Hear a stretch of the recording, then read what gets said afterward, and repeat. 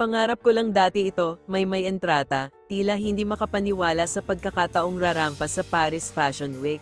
Kilala si Maymay na nagmo-model bago pa siya pumasok sa Pinoy Big Brother noon, kaya naman sobrang proud ang kanyang pamilya at mga kaibigan nang malaman nilang nasa Paris ito para rumampa sa isang kilalang international brand na Fanhoy.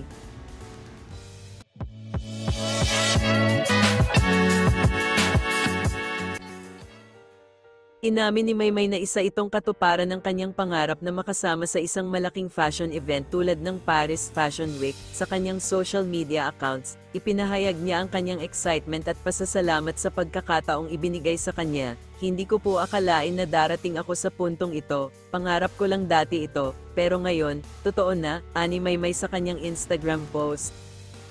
Ilang buwan bago ang event, nagsimulang maghanda si Maymay sa kanyang runway training, diet, at workout routines upang matiyak na siya ay nasa pinakamagandang kondisyon sa araw ng kanyang pagrampa. Bukod sa kanyang personal na paghahanda, nagtutulungan din ang kanyang team at mga fashion experts upang mapanatili ang kanyang confidence at kaalaman sa mga pinakabagong fashion trends. Masayang-masaya ang mga tagahanga ni Maymay sa kanyang bagong tagumpay. Sa social media, nagpaabot sila ng pagbati at suporta sa kanyang paglahok sa Paris Fashion Week. Marami ang nagsasabing inspirasyon si Maymay para sa mga kabataang Pilipino na nangangarap din na makamit ang kanilang mga pangarap, kahit pa sa isang industriya na tila hindi nila abot.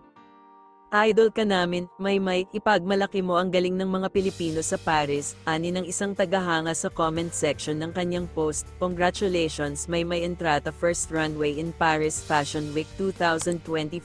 Anong say ninyo dito mga ka-trend vibes?